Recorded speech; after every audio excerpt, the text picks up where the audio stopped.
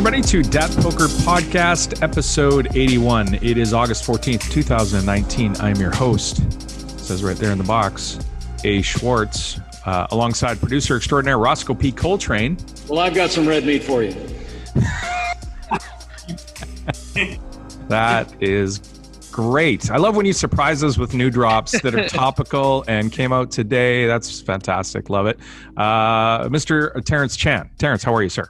I'm doing great. Like 3/4 of this show, I like red meat. Like 100% of this show thought that was a little cringy. It was great. It was great. And in Mexico, Mr. Daniel Legrano. Daniel, how are you? Last time we did a podcast, I had oh boy. Okay. Woo, this. I just had a little bit of wine with dinner. This is number 2, so we're not going to go like crazy. I'll probably go off the rails anyway, but I do that sober. So just having sort of an off day here. Been hanging out with the wife, watching some hockey, and saw the bad news. I know you're all happy, Vancouver Canucks result. I bet on St. Louis like an idiot. And, now I'm drinking. We're very happy up here. Like I was saying in our chat, I think this is probably the first 5-game win streak in August in the playoffs for the Canucks. So we're quite happy. We're pumped. We didn't think we were going to be here. The Vegas Golden Knights cruising along too, right? Yeah, they're up 2. They've won 2 games. I'm so annoyed that I bet on Vegas to win the series, laying a ridiculous price. But I didn't bet the sweep, and I really should have, because I really feel like, they're super determined to not lose a single game. And the back-to-back thing, I think that helps Vegas more than any other team, because the back-to-back thing, you can play Leonard and then Fleury, because they're both going to get in, I would imagine, on a back-to-back. And but a lot of teams won't be able to do that because they don't have a reliable backup. We don't really have a backup. I mean, Fleury's not the backup, but he is kind of the backup right now. He is indeed. All right, we're going to get into a whole bunch of stuff today. We've got obviously some topics regarding heads-up challenges and stuff to get to. But we're also going to talk some of the World Series of Poker. And it's chugging along. GG is hosting all the events now. The WSOP.com has done their 31 events in July. So we're now into August and right in the meat of it. So without further ado, why don't we quickly talk about some of that stuff? Terrence, have you been playing some of the GG WSOPs trying to win that? I believe this. Have you got a bracelet? This will be your first bracelet if you win one, right? Holy epic troll! You, the guy who watched me finish second. Just thanks. No, I've been playing this week just because it's been no limit hold'em heavy, and I think I'm okay at no limit hold'em, but people are just so good now. Like, you just look at these super stacked final tables, especially the big buy-in events, and I'm like, I really have to question whether I'm plus EV in the field or if I'm just punting. I'll play some things that are maybe turbo-y structures, maybe a little bit more gambly, but in terms of playing like a long slog of no limit hold'ems, like I don't even know if I'm a favorite in these 4-figure buy-ins. So I'd rather sort of save up. You're a dad. You've got kids to take care of. I'm just trying to store up my dad credit for there's 2 more limit hold'em events. There's 2 limit hold'em events that haven't been announced. So maybe I will get a GG Poker online bracelet. We'll see, but nothing on the schedule for me this week. Can I ask, when has it ever mattered if anybody's plus EV when they play in a World Series of Poker event? That's not a thing. It's a bracelet event. You're after a bracelet, T. I mean, yeah. Terrence says like he's not sure. I would be genuinely shocked if you played so poorly that you're not a favorite in these fields. Because I play in these fields every day, and they're very, very soft all the way through. Obviously, you're right. When you get to the end game in the final tables, you see a lot of the crushers, but like on your way there, you see a lot of really bad play. Like if you're not a favorite, Terrence, my God.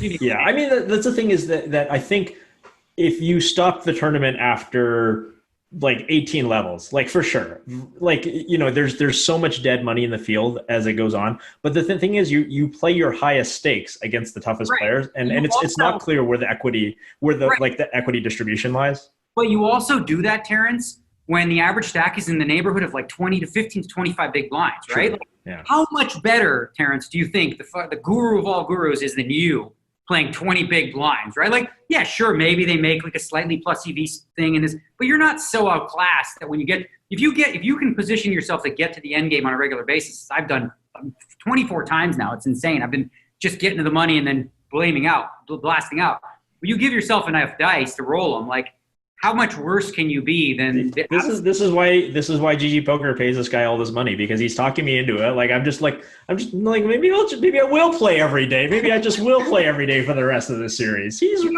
right. I can do this. I would say play, and then ask yourself at the end of the tournaments, right? Like ask yourself if you feel like you got outplayed.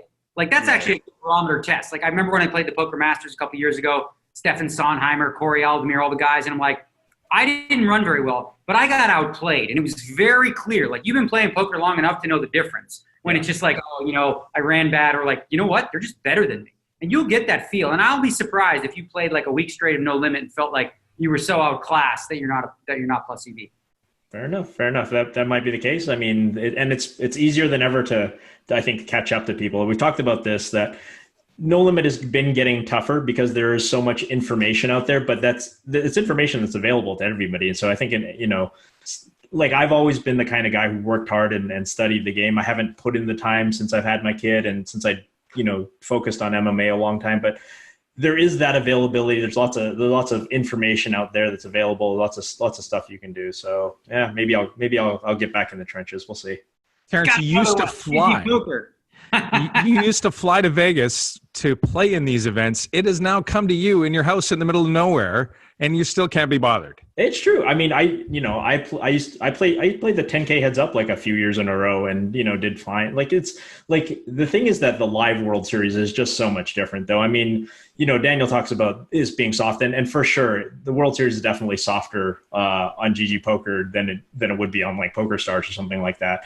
But I think, you'd agree that there's nothing softer than a live World Series event. I think I'd have like a hard time being negative EV in almost any World Series of Poker event other than like the $1 million one drop. And even then there's enough businessmen in that it's true. Like, I think it's different when you fly there live. You also have a bunch of people just chasing dreams and flushing money down the toilet, just like, let's get 250 big blinds in with top pair. Why not? And you just, you don't see that nearly as much in the online game. Another way to gamble on the World Series of Poker through the GG Poker client is the staking part, the staking portion that one particular member of this podcast might have had a little bit of success with this week. Roscoe, were you playing in events, or were you just kind of throwing darts here? I came in second in the 5K 6-max. Did you? Yeah. Kind of. You and Chris Moorman did. Yeah, Chris. I was actually trying to buy Daniel, and I could only buy like $5 worth, and I kept clicking it, and it wouldn't let me. So I just scrolled through the list, and I was like, I know him. Bought a little bit, but I bought more of Sean Buchanan than I did of Chris Moorman. Chris Moorman ended up coming in second. It was a fun sweat, but yeah, very easy. You get instantly paid out. There's no no go arounds. You don't have to get an escrow or anything. It's a nice, easy way to participate. Daniel, let's talk about this, because you're selling off some of your action, and you've been tweeting out. So for those that don't follow, I can't imagine there's too many people that watch the show that don't follow you on Twitter. But if they do, if they can track you down on Twitter, you are sending out tweets before you release the action that you're willing to sell for that day for the tournaments. And they've been selling out pretty fast, I imagine. Yeah, actually, I switched how I'm doing it now, because I've been streaming almost every day as well. So what I've been doing now is I'm on a 5-minute delay. So on the stream, I let those watching, and I say, listen, be ready, because in 5 minutes or whatever, it's in real time for them, it's about to go live. And then I wait 5 minutes so that they can, be ready with the fingers. And I sell out within like a second and a half, right? Yeah.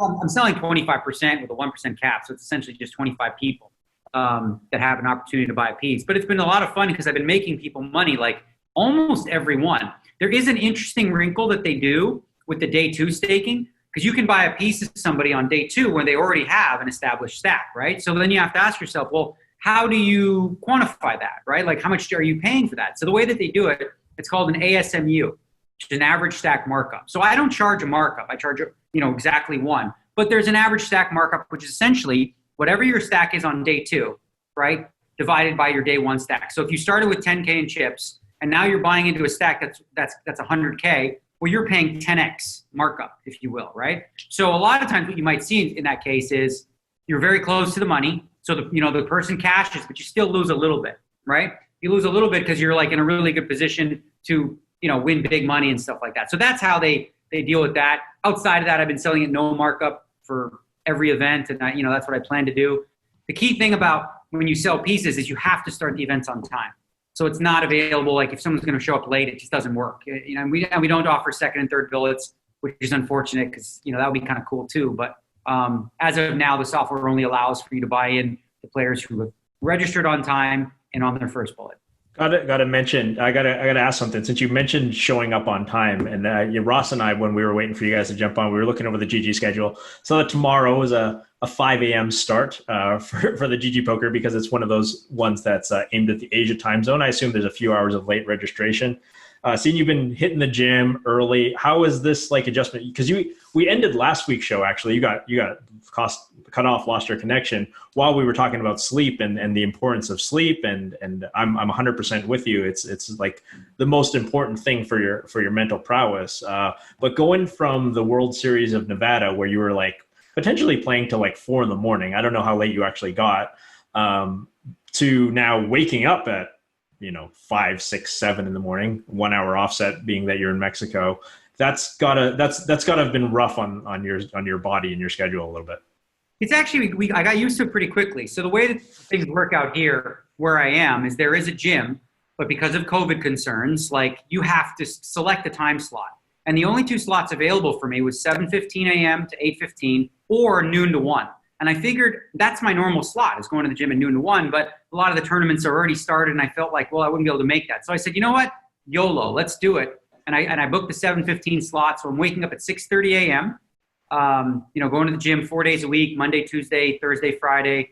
And that's it, 4 days a week. Outside of that, I'm playing the Asia tournaments basically on time. Like tomorrow's event, as you mentioned, is a 5 a.m. start. It's a 6 a.m. start for me. But I'm probably going to sleep in a little bit, sleep in until 8. I have this great Whoop band, which is highly recommended. I know that a lot of people, Bremco's using it. I know Matt Berkey, a lot of them, I highly recommend it. And it gives you your recovery and your sleep scores and everything like that. And what you'll notice, it's like amazing. Rory McIlroy talked about this, and I saw it in the app. If you drink alcohol, this thing knows for sure. Like the only time my recovery was like once 15%, once was 18%. That was after the podcast. Got a good grand total of 15%. I'm coming off a good recovery last night at 94, so getting ready for a big weekend of tournaments. Yeah, it's based off of HRV technology, heart rate variability technology, from my understanding of it. And that stuff's actually been around a really long time. The Soviets invented heart rate variability in the 70s when they were sending, or the 60s, I guess, when they were first sending people up into space and they were actually monitoring the health of their astronauts. But back then, HRV, it wasn't a wristband and a smartphone watch, obviously. Like it was this whole giant supercomputer that was like hooked up to their bodies. So, you think like Ivan Drago kind of stuff, it's got all the sensors on them. But they actually, it is interesting to me to learn about the history of heart rate variability. And then they started using it for all their athletes, using heart rate variability in the 80s and 90s. And we all know how hard the Soviet Union kind of crushed in all those years. Partly maybe with some other assistance, but not the least of which was technological assistance in that. So yeah, I mean, it's cool to see people embracing wearable technology in a good way. Like I've always been a fan of like Joel Jamieson and the Morpheus product. Is like I followed his work for a really long time. He was one of the American pioneers of heart rate variability. So super cool stuff. But yeah, I was curious because most poker players, I think if you said they had to wake up at 6:15 to go play a poker tournament, like when they moved the World Series events from noon to like 11 a.m. in Las Vegas, like there was almost a fucking riot. I remember. It's so stupid, isn't it? Like think about it. Okay, so this is what you're going to be doing for 30 straight days. Is it really so difficult for you to say, oh, I'm going to play at 11 a.m. versus noon? I remember who was it that said something like we're being slaves? It was Joe McKeon. Like, are you kidding me, bro? Like, I'm sorry you can't wake up by 11 to play. Like, you're going to be doing this the whole month. So that's what I figured. I'm like, all right, so I'm on the early schedule, and my wife is adapted. We're up in bed at 9 p.m. It's kind of why I was hoping we could do this a little earlier, which we have. So going to bed like 9:30, we watch some comedy shows in bed. And I'm not getting quite enough sleep because it's still a little awkward for us to get to bed before 10. So I like to get a full 8 hours, and I'm not quite getting that when I wake up at 6:30. But overall, I mean, we've adapted the schedule, and it's kind of nice, walking on the beach, in the ocean. Although yesterday, I could show you, but it's disgusting. I walked on the beach a little bit and was exploring the rocks and everything, and I went through this one little area, and hit my toe into a rock, and it just exploded in blood and sand. And I was like 20 minutes from home. So I was like, I hobbled back all the way. And luckily my wife knows how to dress it and everything. So I'm not going to die. I don't have gangrene, and, I don't need stitches. I don't think. Yeah. All right, let's talk about, we talked about your caches. You mentioned 24, 25 were, I mean, 60, where are we? 63, 60, how many events are we up? Into the 60s, I think. So almost half the time you're caching in these things. Obviously there's, you can fire multiple bullets, but I remember at the beginning of it, you weren't firing too many. It was all on sort of first bullets. I'm not sure how that's running now, but the sample size isn't huge, but as you said, there hasn't been a whole lot of deep runs. You've been sort of, flaming out a little bit before the end game. So can you look at that sample size and go, it's just, I'm running bad. I think you posted one hand yesterday where you had ace 8, lost ace 7, that kind of thing. Or is there, something else you're looking at there? So that's the thing, right? It's like when you define a deep run, when there's like, say, 3,000 players in the field and you come 35th, 28th, 29th, right? Like that is a deep run. And at that stage, the blinds are so high that, you just have to run good. And it's funny because everybody's an armchair quarterback. Like, oh, Daniel, you got to play for the win. Like deep, and I'm like, okay, so you mean when I get queens, play it all in against eights, shit like that? Okay, I'll do that.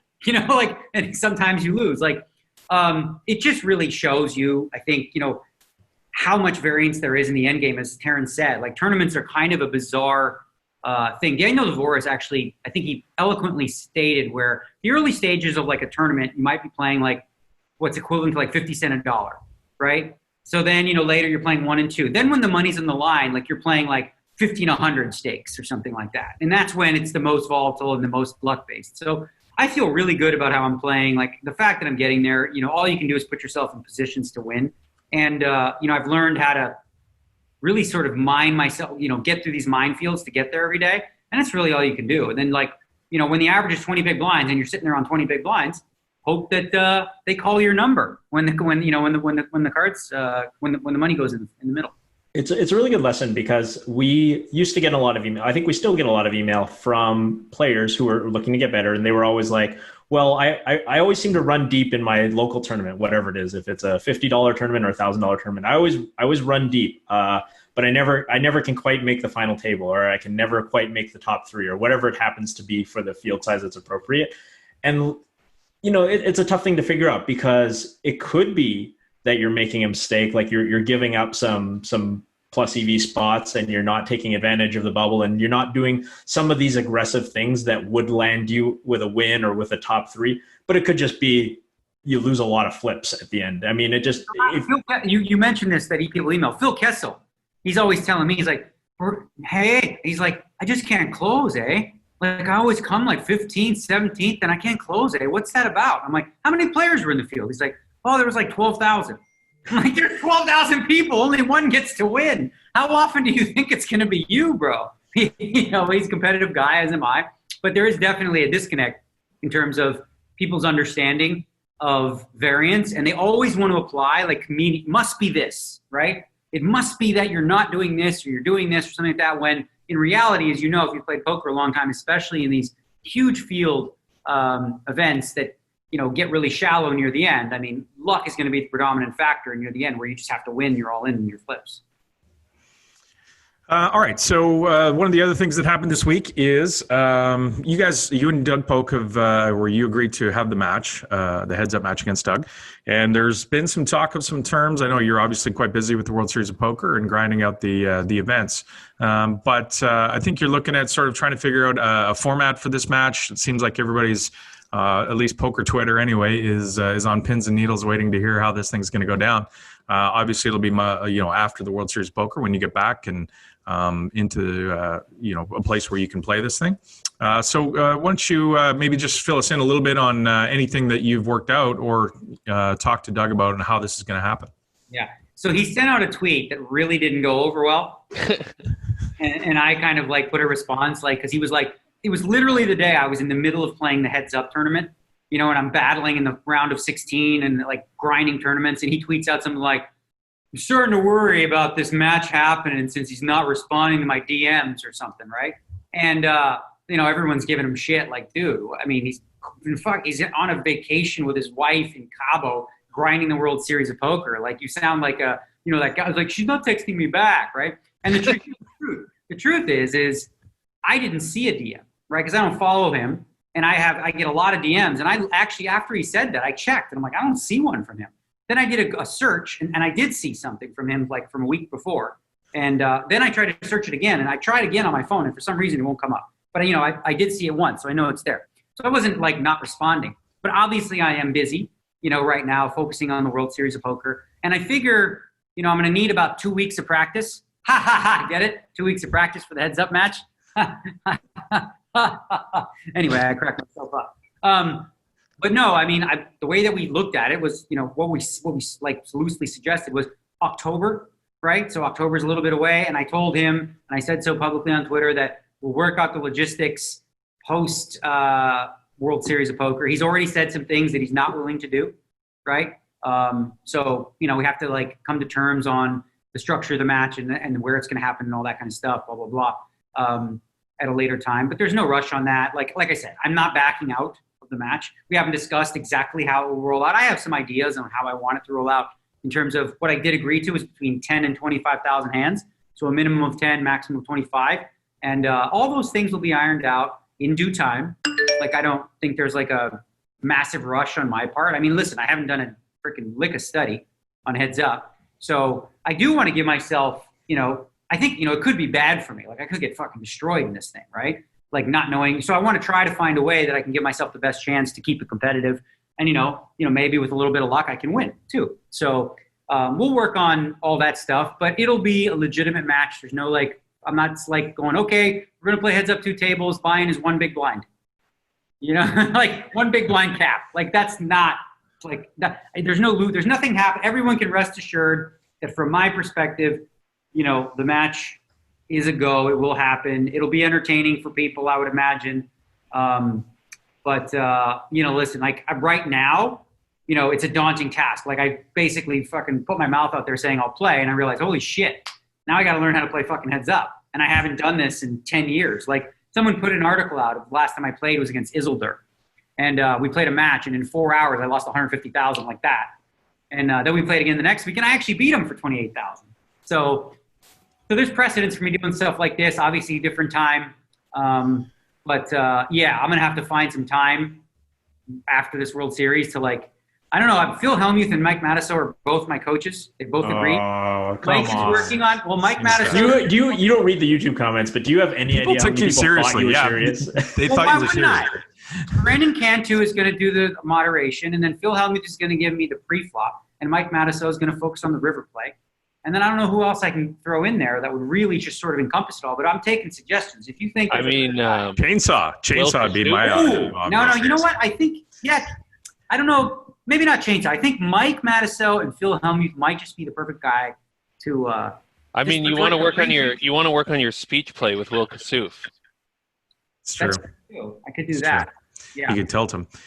So just looking at it, Daniel, I mean, obviously you have a pretty good look at what you think how you're going to play. This is going to play out. Do you feel like there's a price where you think would be accurate on if you're a dog, or what that price would look like? And if that price is better than plus 280 minus 345 the other way, as it happens to be on some website that I may or may not be looking at right now. So here's the thing about the price, right? It's actually interesting that there's a price already because we don't know the details of the match yet. Yeah. Right? So obviously, the longer it goes, the bigger favorite he is, right? Because he's the better heads-up player. He's the favorite. We all, I agree on that. Question is how big, right? At 10,000 hands, he's less of a favorite than 25,000 hands, right? I think what I saw was the line was something around 3-1, which seems about right. My goal or my hope is by the time match day comes around that I can close that gap so that if you are taking me at 3-1, you're making a good bet, right? So hopefully, if anyone does decide to bet on me at 3-1, by the time I put in the work and have studied enough to feel confident, but it's actually daunting now that I've accepted. I've stuck my, listen, you put your foot in your mouth, you say you're going to play, you got to play. You can't back down. I'm not that guy. I'm going to do it, In retrospect, I look back and go, oh, fuck, why did I agree to this thing? But I did. So I agreed. I'm going to honor the agreement, and I'll play the match, and just hope it's, not too bloody from my perspective. Over under on what day hand one will be dealt. over under, I would say, let's say October 14th and a half. So Right. yeah, October Stay 14th. tuned. That's 2 months. That's exactly 2 months. That's beautiful. There we go. All right. I want to quickly move to a topic that was on poker Twitter as well this week, and that was a lot of people talking about the fact that winning players were being banned from the GG network and having their money confiscated. I did a little bit of digging into this. It's sort of hard to tell because, of course, GG isn't going to come out and explain. Just like this happened at PokerStars, this happened at other sites where the site has a responsibility to sort of be responsible about what they talk about and explain why things are happening. But they also do have a responsibility, of course, to the community to be honest and forthright on what they're doing. So it's a bit of a fine line that the sites definitely have to walk. And this one was a player went to 2plus2 and posted. You guys remember 2plus2? It's a website that used to be big back in the day. But anyway. They hate you now. Maybe the people don't, but the freaking owner hates you now, doesn't he? No, I'm just kidding. Give Mason a hard time. He's a good man. Okay, so the guy went to 2plus2 and he posted and he said, "Hey, I'm a player at GG Poker and I've had my account closed and 180,000 in there confiscated." Gave some big long explanation of what happened, but without going through the whole thing, it seems like what happened was he opened up an account on a skin, Natural 8, I believe, a few years ago.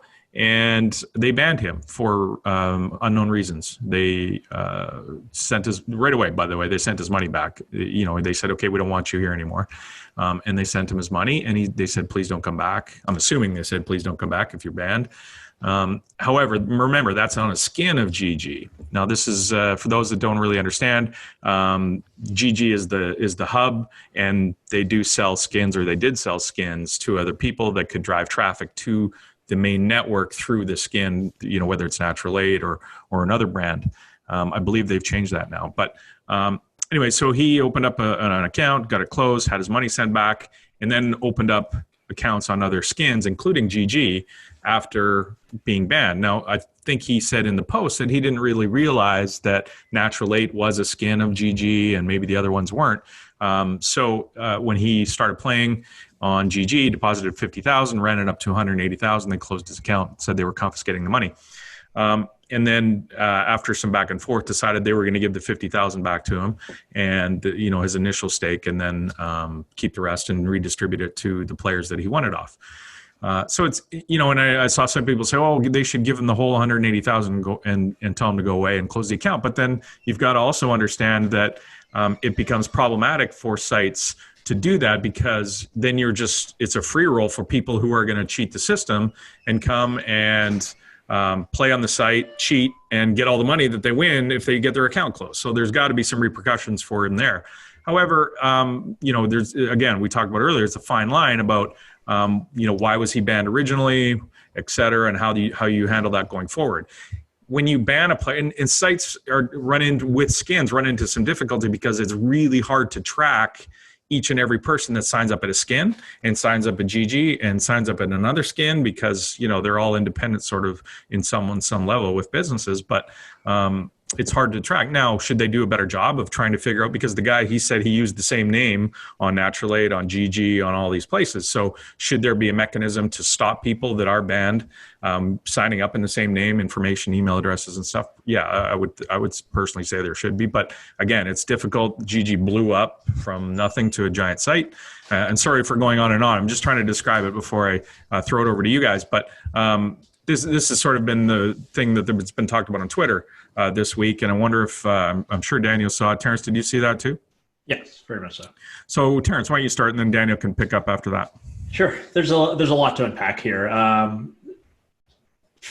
So much, where to start? So, on the general, it's sort of stirred up this larger conversation of the particular practice of removing winning players, which seems to be at very much the heart of the debate. So everything that you mentioned already, Adam, I think I'm in agreement with. If a site tells you to, pack your bags, you're not welcome here, and you go up and sign up on another skin, like I don't want to say you're asking for it, but like it's there, you have to consider there's a very likely possibility that this is going to happen. I mean, if you're told you're not welcome, you're not welcome. It happens in a brick and mortar casino. You're told you don't come back here. If you come back, they can have you arrested. You know, they're under no obligation to provide you services if they don't want to, either because you're a winning player, or as the player Tobias wrote, like, I think I've got his email up that happened to be right here. It says, the email he says he got that he was engaging in predatory behavior outlined in Rule 2 of our agreement with whatever, and he did not satisfy the poker ecology requirements. That to me sounds like he won too much money. I mean, that might be it. He may have also engaged in other shady stuff, and there's been a lot of discussion around the word bum hunting. So I want to make my position, I guess, clear first with respect to the removal of winning players, or the banning of winning players. So I think winning players are an important part of the ecosystem. I mean, I think there's still this aspirational aspect of poker that people can be pros at poker, and people can be winning players, and they can beat the game and study hard and do all that kind of stuff. And so if I ran a poker site, I wouldn't ban winners. I wouldn't ban big winners. You can always, do the things that GG does, which is give more rewards to losing players, to donators, even things that Stars have been doing. Like, you can remove the rewards from your big winners and just, say, okay, well, you're beating the game. We don't need to give you your rake back, and, all of these bonuses. That said, I wouldn't do it. If I were running the site, I wouldn't do it. But the fact is, they make it very clear that, this is their policy, right? The CEO has said in an interview, like, this is not the place for you if you want to be a professional poker player. I don't like, in the case of this, how the guy was playing for 18 months before his account playing for 18 months on his second or third account or whatever it was, before they kind of locked up his funds and said, okay, see ya, and by the way, we're taking your money. Because that suggests only two things. It suggests that the security department wasn't doing their job, which, as you pointed out, Adam, it's hard across skins to do that. At the same time, I wouldn't expect to be able to sign up as Terrence Chen on a skin tomorrow and then a third skin the next day and have all of these accounts floating around space. I would expect security to want to do something about that. And so it throws into question their KYC and all this kind of stuff, because he didn't play under his sister's name or do anything deceptive like that. He just signed up as the same guy across all three. Or they were free rolling him, and which, that's questionable too. So, I mean, I don't think that neither one is a particularly good look for the site, unfortunately. But if in terms of policy, in terms of, well, we're not here to cater to the pros, I mean, it's not what I would do, but in the end, that's their policy, and these are the rules. And if you set foot in their virtual casino, that's the way it is. But I think the more interesting discussions are revolving around this sort of idea of game selection and quote unquote bum hunting. There's been a lot of talk about that word and how people don't like that word because it's essentially just game selection pushed to the max. And game selection was always thought to be a good thing, right? Every poker book I ever read growing up said, you got to practice good game selection and make sure you can beat the game that you're in if you want to be a pro poker player. But in the last 10 years of online poker, we've gone a little bit from game selective, as in like, I should try to find the best game and I shouldn't play against 9 guys who are tougher than me, to this sort of stuff where we've got seat scripting, and as soon as the fish sits down, like 9 guys show up, and as soon as the fish leaves, 9 guys like snap, fold, and leave, and it's like a race to get out of the game. And all of this stuff has made online poker really like unpleasant for me, even as somebody who's won a bunch of money playing online poker over the years. And so, like, I understand the decisions that GG Poker makes in these contexts, even if, like, as a site, I wouldn't do it myself. All right, my turn. Okay, so there's a lot going on here. I'm sorry, that was long too. So no, that's great. I'm glad you did that because I was actually hoping you'd go first anyway. So if you read what the guy said, right? Pretty clear. He said this. He got an email saying you are banned from playing on our network. You are not allowed to play on our network. If the terms of service say if you try to play on our network, we will confiscate the funds that you win. Or all your funds, right, in the case. So it's like clearly laid out for him what happens, right? Now he chooses, maybe, through negligence or claiming that he didn't know that he was, signing up to another site that was within the same network. This is where there's some responsibility on the person doing this. Like, you were banned from this network. If you start to play on this network pretty early on, I'm sure you're doing that, and you're pretty sure you remember that you were banned. So that's where you go, hold the phone, let me send an email or something and go, is this cool that I'm playing here? Before you decide to risk like $50,000 or $100,000, before you get to that stage, you know, it would seem to make sense for you to go like, is this kosher what I'm doing, right? So then you don't put yourself at the biggest risk. He chose not to do that. Ultimately, you know, Gigi finally figured out that, you know, he was playing, and they did exactly what their terms of service said, which was confiscate his funds. They gave him his deposit back for his last deposit or whatever, and then they spread the rest of the funds to everybody else. Now, when you talk about the side note, which was what Terrence brought up, is like, you know, the idea of banning winning players, and that's not what's happening at GG Poker, right? Everyone complains and have complained at online poker for the last 5 to 10 years about bum hunters, right? Everyone sees this as a problem for the ecosystem. We do not want people bum hunting, right? Well, there are certain win rates that are unattainable unless you are using extreme forms of bun hunting and buttoning. Like buttoning is the practice of, let's say we're playing, you know, 3-4-handed, and then the fish quits, and I stick you with the button, or I stick you with the button every time, Terrence. So like we play one hand where I get the button, and then, you know, like we quit or something like that. So there's clear predatory behavior, and I get like a lot of people want, you know, sort of a cookie cutter. What are the exact rules on this? You know, in terms of like, well, what constitutes bum hunting and what doesn't? And I think for the most part, if you have to ask, you kind of know that you're probably you know, up against it. And one of the reasons I think it is somewhat vague or left in the eye of the holder as far as the company goes is because when you do set specific guidelines, people will find angles to just brush right up against it without going over that line, right? So first of all, like no tournament players are being banned. Like all the top tournament pros in the world are playing on GG. Like all of them are playing on there. There's no risk or issue of that. Now, you know, the issues they're talking about from years ago related to VIP cash games and, you know, a specific type of clientele that was just, you know, these certain players were, you know, according to the site, involved in like predatory behavior, which essentially means, you know, like bum hunting. It is not a practice to just go, man, that guy's good, get rid of him, right? We have the World Series of Poker. We have all these tournaments running. As I said, all the best players in the world, you know, are playing in them. So for like this case specifically, there's two separate arguments. Like, okay, should he have been banned? But the mistake or the misconception when you start to see headlines is like, if I win money, is it going to be confiscated from me because I'm a winning player? No, that's not what happened. If you cheat, if you collude, if you use bots, or if you are banned from the site for whatever reason, and then try to, you know, set up another account and play that way, your funds will be confiscated. Because as Terrence said, and so did Adam, there's got to be repercussions. Otherwise, you know, those people can free roll and be like, well, why not? I'll just start another account and go from there. So there has to be very distinct repercussions. And, you know, the CEO said quite clearly, like, it's not our policy to make things as easy as possible for professional players to make the maximum amount of money off of our, you know, more valuable players or the VIPs. Like, there's plenty of professional poker players on GG, and they are welcome, right? But again, we're not going to shower them with extra gifts and say, thank you so much for coming. Like, let me give you an extra freaking this or that, or make things easier. And if you are one of those people that are consistently bun hunting and, you know, predatory behavior, which is essentially this, you know, the live one sits down, you sit down with him immediately. The second he quits, you quit. If you're doing that, you're bum hunting.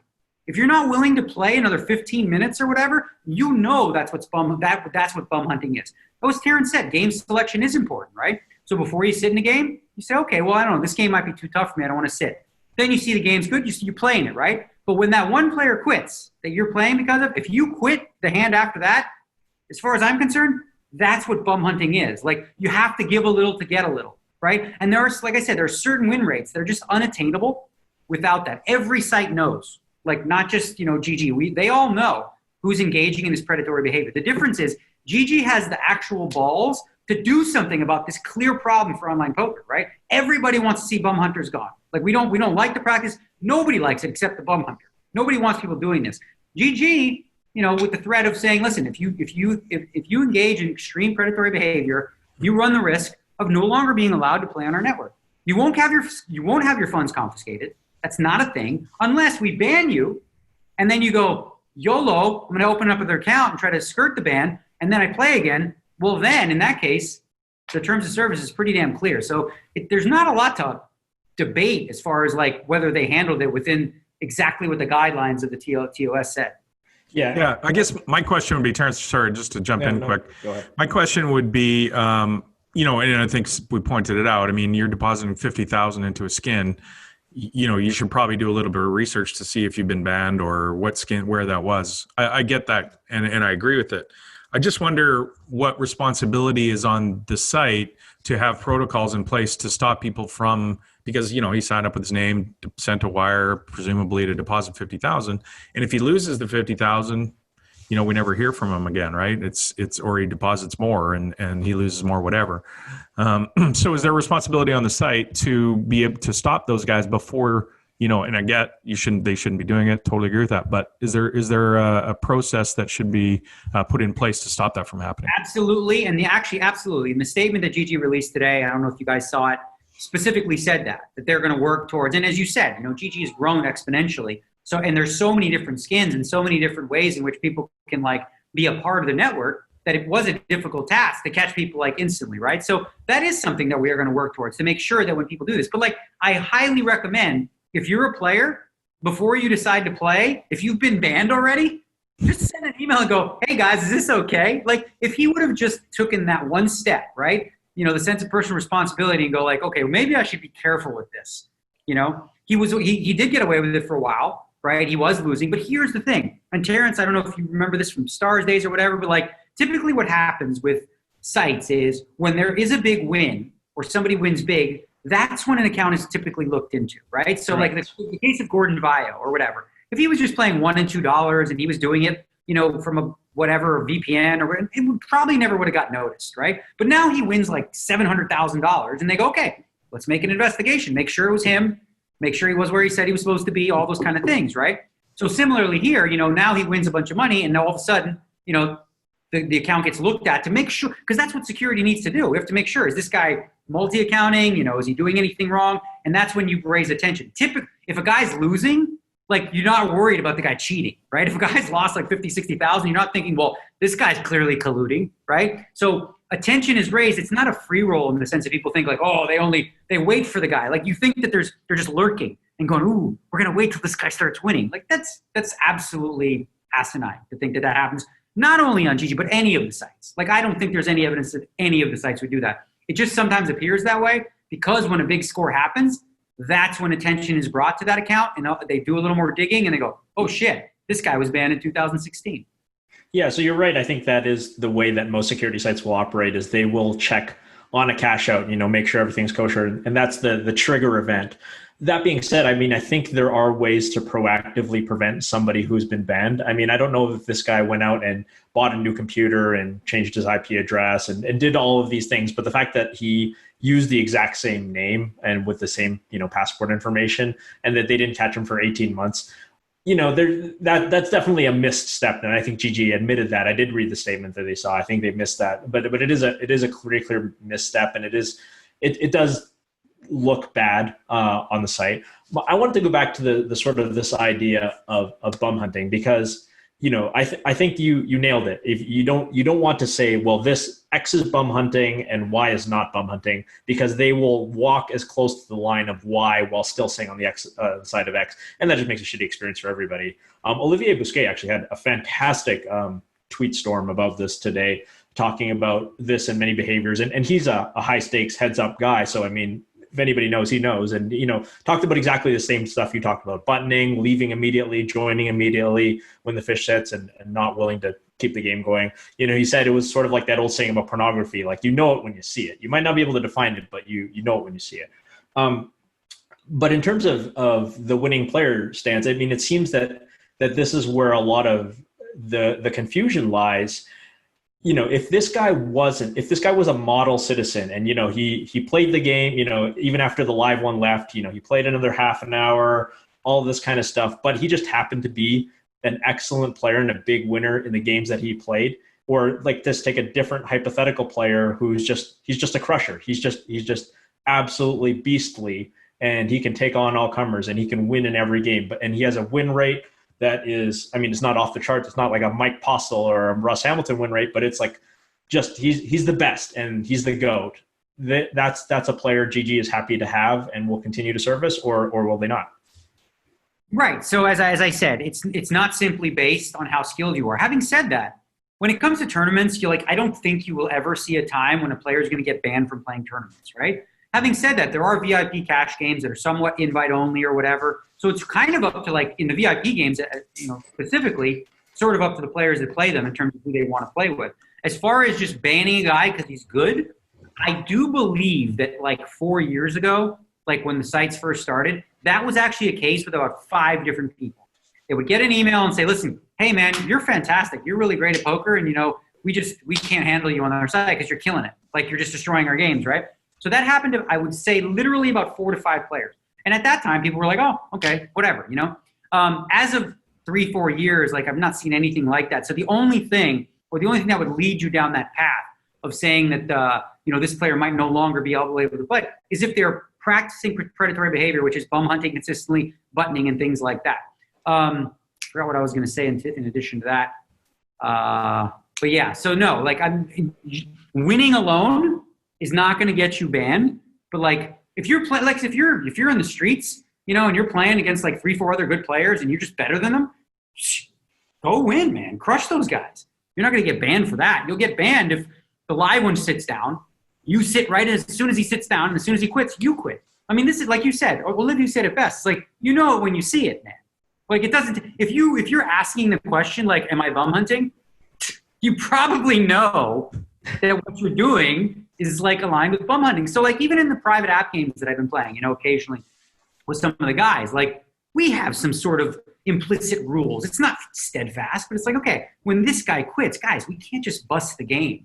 Right? Like, 6-handed go to 0 because he quits. We got to at least play for like 30 more minutes, right? So when we do that, all of us are agreeing essentially, and in some cases to go from plus EV to negative EV, or to go from neutral EV, or to waste time, but we're doing it for the betterment of the game. So if you're one of those people who makes a shit ton of money playing online poker or poker in general, think about this. You don't want to give that up, right? You want to play in these games. So in some cases, think about, like, well, what can I contribute to this ecology? Maybe I can be the guy who starts the game with 2 other pros for 30 minutes before the guy gets there. So it at least appears like we're not just playing because he's playing. But ultimately, everybody knows when they see it. They know what bum hunting is. And if you're planning on doing that on GG, you run the risk of no longer being accepted on the site. And that's actually, as far as I'm concerned, that's ballsy. Because we've talked about this problem in online poker for 10 years about, well, it's a problem. What can we do about it? Yeah, if you do it, see ya. Period. Yeah. Okay. Glad we got through that. We'll see what else comes of it. If I used to get buttoned so hard in Limit Hold'em. Like, when I played Heads Up Limit Hold'em poker stars, because they don't have heads up tables, people would actually just, like, play their button and quit me all the fucking time. It tilted me so hard. I just wanted to. A player like that who does that 3 fucking times, gone. Yeah. I wish that was around, like, 12 years ago. Right?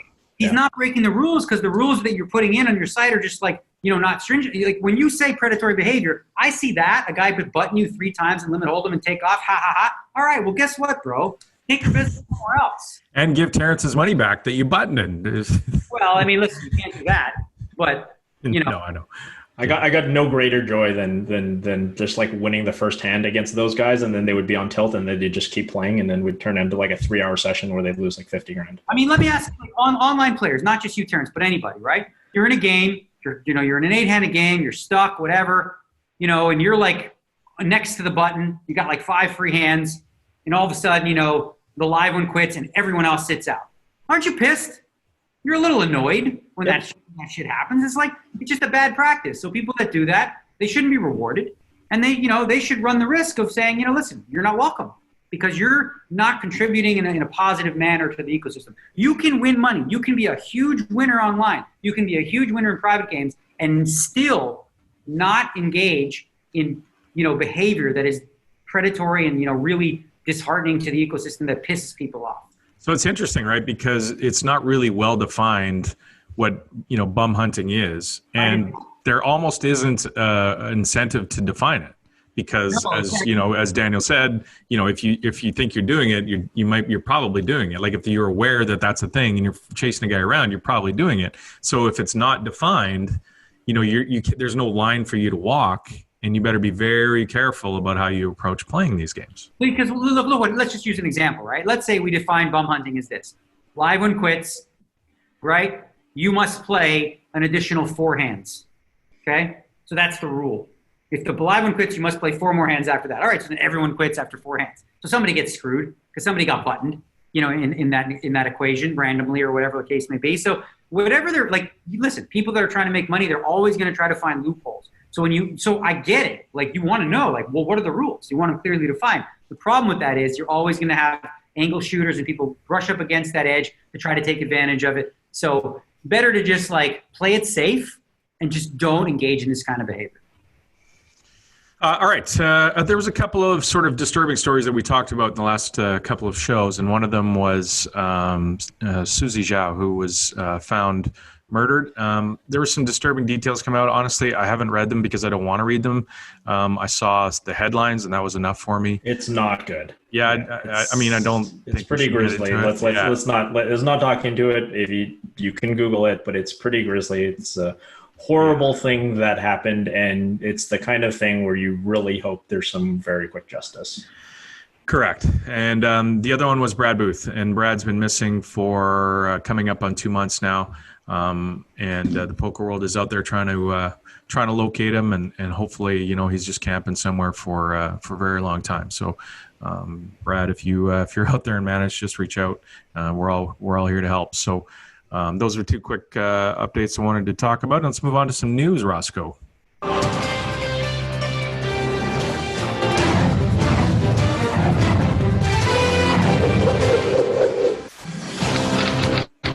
What in the world is going on?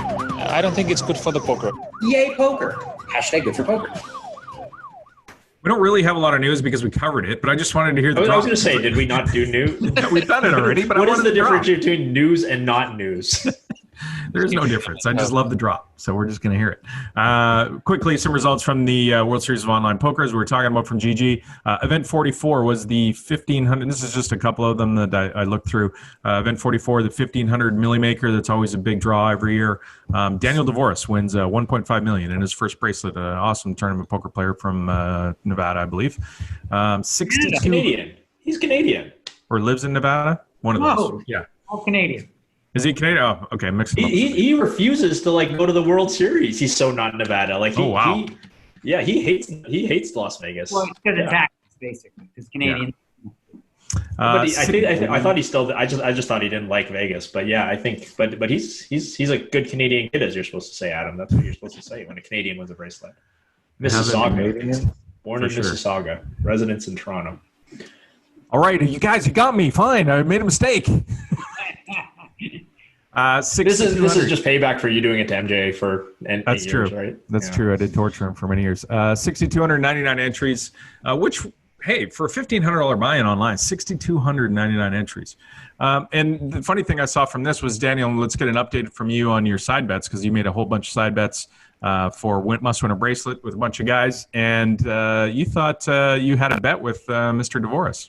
So I was sweating this freaking final table so hard, right? I'm like, oh, God. I love this kid. He's got an avatar. His avatar on the site is a picture of me smashing a laptop. Literally just, like that's, and I played deep with him because I came 39th in that event.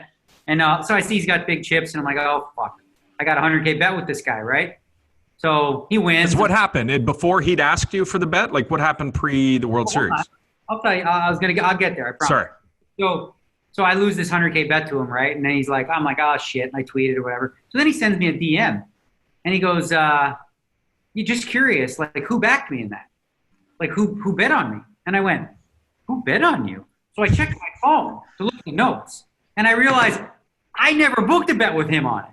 So what happened with Daniel Dvoris was right before when I offered these bets for World Series and GG, he reached out to me and said, hey, can we do this for GG only? And I said, possibly, but let's revisit that later and see if we want to do that, right? And he's like, all right, maybe we can revisit later. Well, we never revisited. So I never actually made the 100K bet. I have a lot of 100K bets, but in my mind, for some reason, because I had a bunch, I thought he was booked as one of my 100K opponents. And so it was the best feeling ever. I swear I felt like I genuinely felt like I won $100,000 in that moment. Like, that's a, hashtag rich people, whatever, fuck off. I mean, it's just a mistake I made. It's not about that. It's just like, it's not a humble brag at all. It's like, I'm an idiot. I was sweating this guy. The final table rooting against him when I would be rooting for him because I think he's a good dude.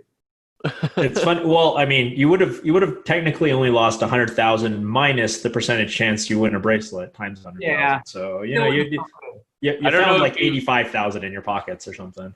I don't know if you've ever bet a game and you were sweating it only to realize that you actually bet the opposite side. You Yeah. log into your account and you have the all the money's there and you're like, what? Yeah. Well, the best was a buddy of mine had a bet on the under in the Ron Artest basketball game. Oh, where the the Malice at brawl the Palace? happens. Yeah. So there's and the game's gone over. Like there's only a couple minutes left. The game's gone over, and he had the under, and the game got abandoned. So those ones are fun. There's all kinds of sports. I didn't bet. even know I'm shocked they didn't even pay that bet because that means they didn't pay the over bettors either. Which is pretty shocking. I think It was- that happened in like the 90s, right? Yeah, that's that back must have in the been, day. like brick and mortar. Yeah. So you have to run up to the window. Yeah. Okay. Yeah, you got to collect from the guy down on the street corner. That guy. He's not cutting you a break. All right, moving on. Event 50. Oh, by the way, Daniel, you haven't lost any bets, or you haven't. Well, obviously, you haven't won bracelets. You haven't won any, but you haven't lost any. It's so crazy. In the WSOP, one guy came second. And other than that, like Connor Drynan came sixth in one of the early ones, but nobody's really sniffed it. So I've been the deep because I make the money every freaking day, and I'm always deep. I just haven't been able to, run good near the end. But no, I mean, it's been pretty uneventful, which is great, because like the whole point of this bet for me was like, I risk a little, right? Because what are the odds of like losing even more than one of the bets? But if I win one bracelet, I win all the bets, almost. So I'm getting like a pretty good price. And there's still some big ones coming. There's a 25K, there's a 5K main event, there's a couple limit hold'ems coming up, Terrence. I'm going to deny you. I'm going to have to deny you.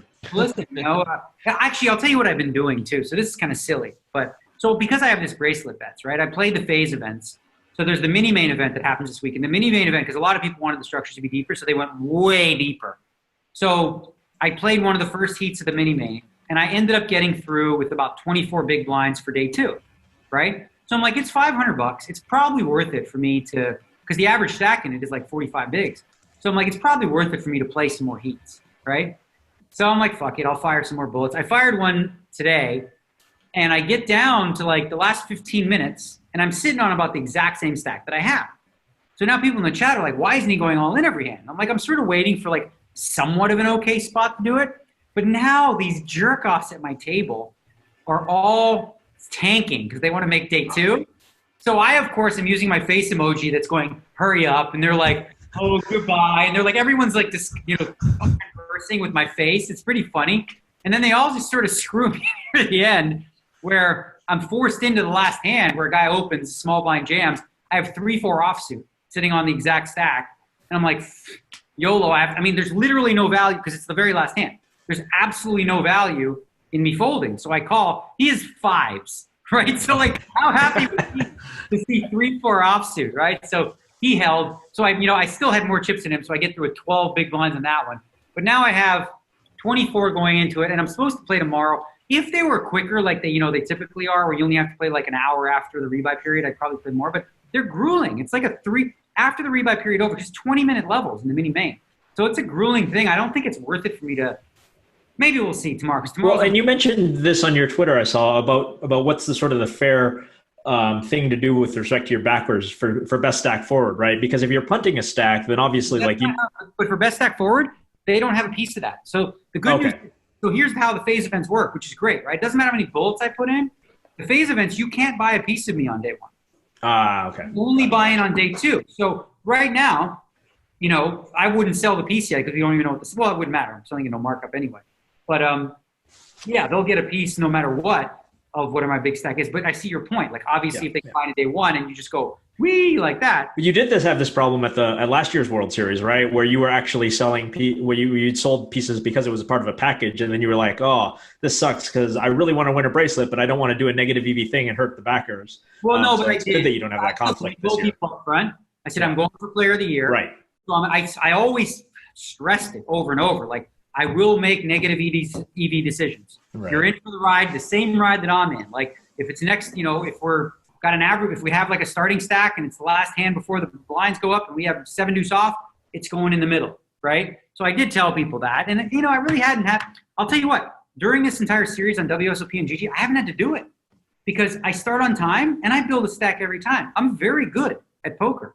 I'm telling you, I've learned Spoiler alert. I'm really good, especially deep stack, no limit hold'em tournaments. I'm fucking good. I'm really good. Like I build a stack in every one of these things, very little risk, small balling with some curveballs here and there. And like, I do know some shortcuts and caveats and exploits that I don't think many other people in the world use in the early stages to get me there. Like if you look historically, whenever I've played super high roller bowls, like I always get deep.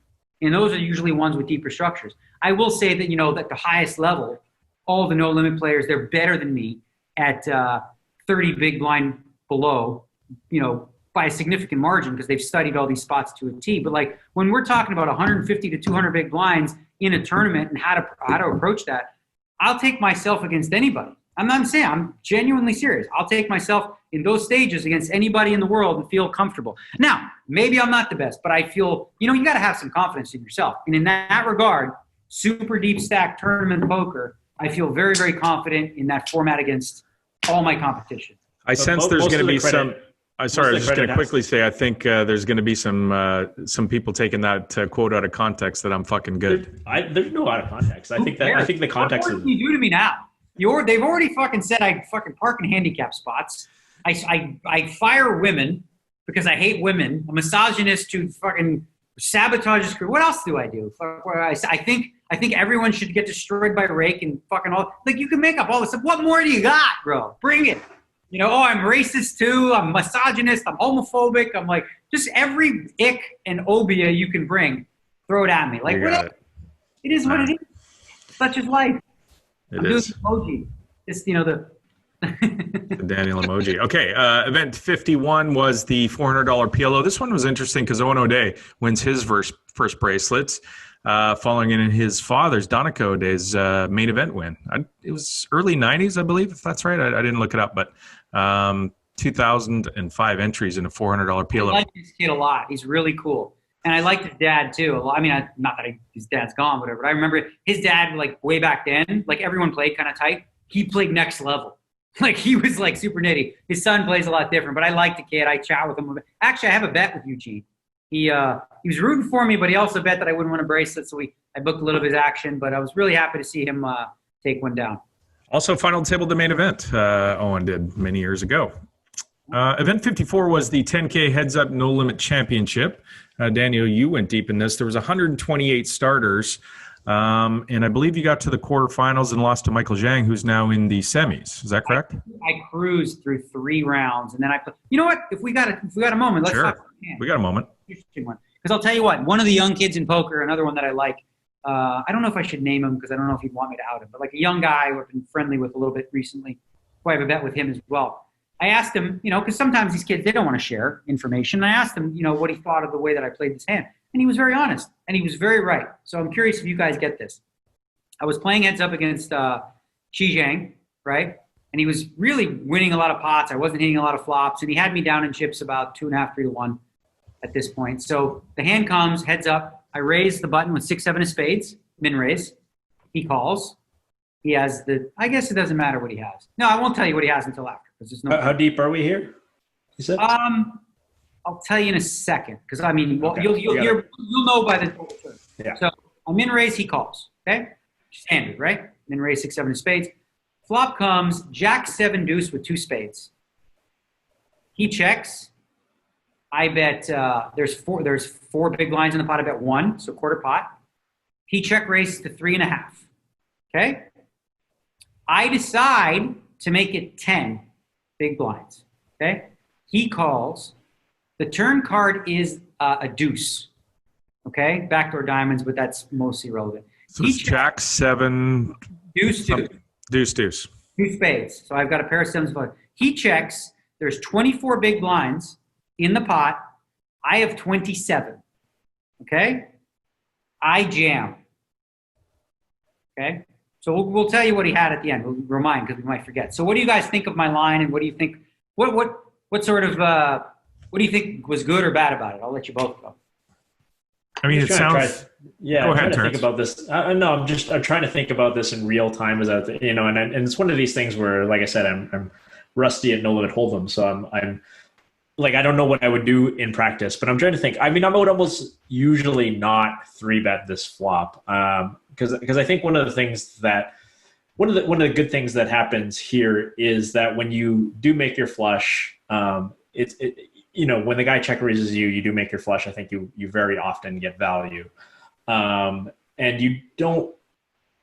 I mean, it's not a disaster if you get it all in, because like the guy can't have you drawing dead. I mean, like it's impossible. He can have you as like a 3-1 favorite at the absolute best. So if you get all the money in it, it's not a disaster. And again, so it can't be that bad. But I mean, I think my default play is just to call here. The worry is that you get blown off your hand on the turn. But I think if you're willing to, like, if you're willing to provide cover with hands, like if you're willing to have like pocket aces and just flat call the flop, which I think you are, if you're willing to have a set of jacks, if you're willing to have all the monsters still in your hand when you just flat call his check raise, I think he can't just barrel off and force you to a fold on the turn. So I think you do get to see a river fairly often.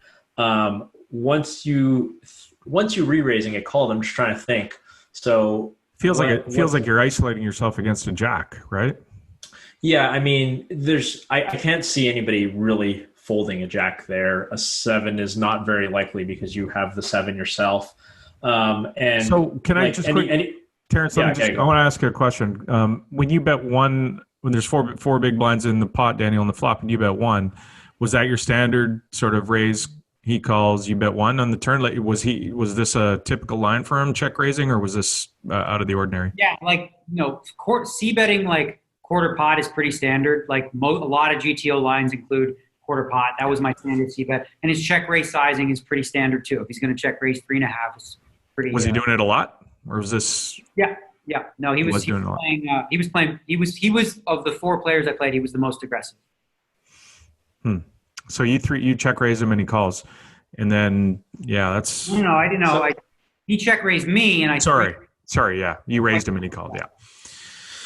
Yeah, I mean, I don't know, Terrence. What do you think? It feels to me like you're up against a jack a lot. Yeah. So let's nail out the benefits of 3-betting. There is that if he's check raising a lot, it means he's probably going to check raise a lot of his gut shot straight draws, like things that are 10-9, 10-8, 9-8.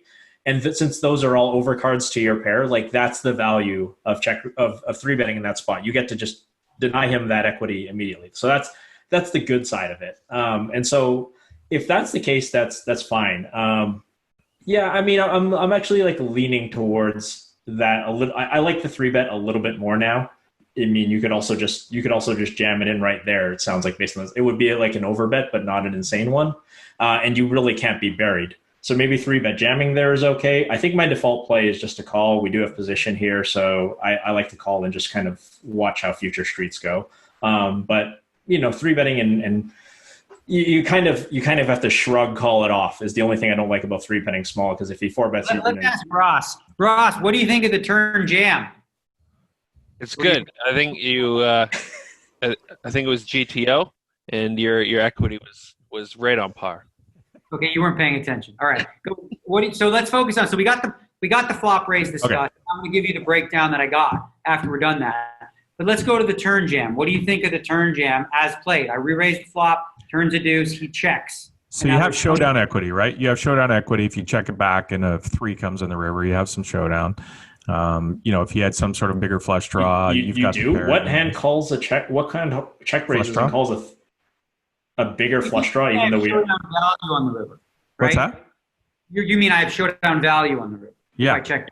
I don't know that you have. I mean, I guess. I mean, you can have bigger spades, but that's what I mean. Yeah. Yeah. So I guess the question is bet sizing or 2-bet on the turn when he checks to you. If you check it back and, the red 3 rolls off, and now you have a decision to make when he leads because he's going to bet his missed draws and, maybe try and get some value off a jack. What's he going to call with when you overbet the river and shove? It's not really an overbet. I mean, it's a pot. There's 24 in there. I have 27. So it's basically a pot, right? Yeah. So, but are you going to bet top set there? Are you going to bet full pot there? I mean, I guess probably some distribution for sure. I think so. At that point, tournament, like I'm all in. Yeah. That's okay. If you're going to bet there, it's going to be all over. That's like, it's either bet it all or not bet. Yeah, I feel I like agree. I think I'm checking back the turn, but you know, Darren, I think I'm sticking it in. you're sticking it in? Yeah. With what goal? It's hard because I just said that there's not that many hands that can, because yeah, I mean, because there's not that many hands that can that are going to take this line and fold other than big spades. is he folding like Jack?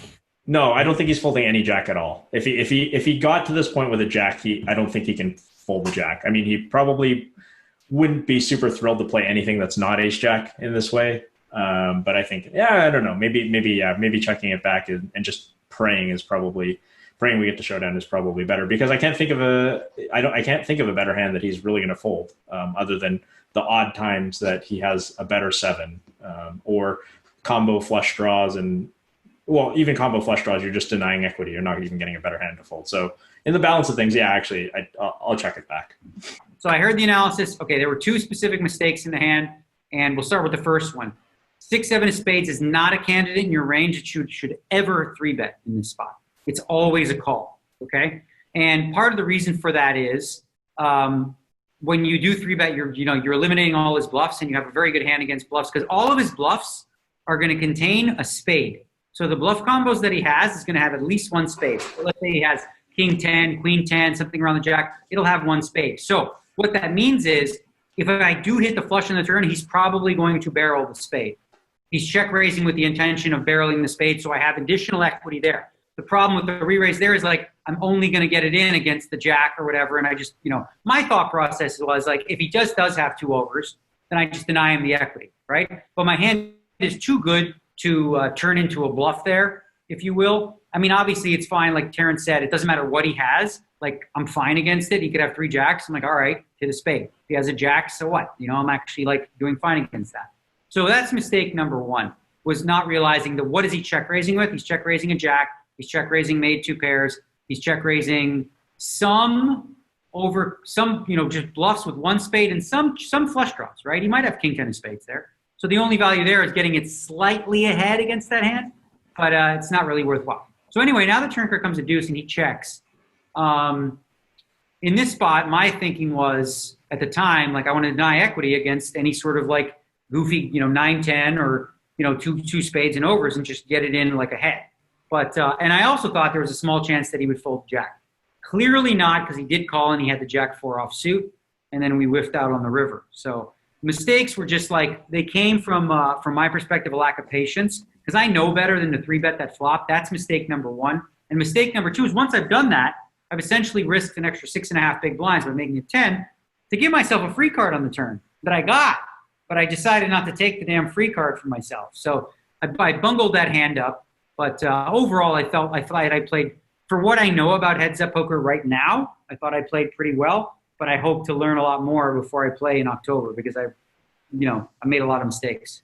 This is why I say I feel like sometimes I'm a dog in today's no limit game. Like in terms of calling the check raise versus 3-betting, I really did like calling, and I'm sure that's what I would have done in game, but I didn't quite understand the reasons why until you just laid it out. In terms of like bluffing with the backdoor spade draw is a really common bluff. You think about, so that's the key thing. When you think about poker at a high level, and this is a 10K, so like you're not playing those, right? But I have to think about like what candidates check raise bluff there. So like everybody constructs a range, or most players at a high level when they're playing heads up, they think like what hands in my range will I check raise this flop with, and as a bluff, and almost all of those will contain 1 spade in them, right? Like what check raise bluffs do not contain a spade there? They're almost all going to contain a spade. And then when he has that hand, like we talked about, if a spade hits the turn, they're usually going to turn that into check raise flop bet turn. So that way I get extra equity there, and I also keep all of his bluffs in because I'm way ahead of his bluffs, and I don't necessarily want him out there. But I was thinking like, I was like, oh yeah, I finally hit a flop. Yay, let's fucking go. Let's get it in. So, and like I said, I felt like he was just killing me. So I tried to scrape out by making a less than GTO play. That event is down to the semifinals. Zhang, who beat Daniel, David Peters, Michael Adamo, and Elisa McDonald from, I believe she's a good Canadian kid as well. She is. She made the semifinals to still be held. There's an interesting thing that happened in this event, and it was Eric Seidel, Cyborg. He was playing Soccer International Max Cruz, who's a world-class soccer player for Germany. And he blinded, I guess Max got somehow disconnected from his internet, and he was blinded out by Eric Seidel, which got a lot of people. Some people were tweeting, "Oh, I'm so disappointed in my hero Eric for doing this." And then I was thinking, well, what's Eric supposed to do here? And I don't know what the protocol is, Daniel and Terrence. So I want to get your take on this. What you think Eric should have done in this spot? Yeah, so I mean, the discussion, I followed a lot of this discussion on Twitter, and it seems that the vast majority of high stakes regs in this situation are waiting for each other, right? So, and especially against a recreational player. Now, Eric's not an online grinder. I mean, he plays online poker, but he's not the guy when you're talking about online poker. So maybe he didn't know these rules of etiquette, and he even said as much. He had to follow a couple follow-up tweets. He said it was a mistake. I'll read his tweet directly here. He said, "I didn't know who it was, but it shouldn't make a difference. Plan was that if he blinded out, I would give him back his entry and percentage. It happened to me twice live. First time, first round guy waited. Second time was the semis of the WSOP Europe, and I got blinded out for most of my stack." So, I think if it wasn't Eric Seidel, we could say, well, he's just covering up, he's just saying now that he's got caught, blah, blah, blah, blah, blah. I think 30 plus years of playing professional poker at high stakes and being a person of integrity buys him a little slack here, and just say like, he didn't know, like, he didn't know the general protocol. That said, you bring up a few points, like what's he supposed to do? Like, the blinds continue to raise in this tournament, I believe, because they're based on blinds and not hands. And, people pointed out there are other things that he could have done. He could have at least used a little bit of his time bank.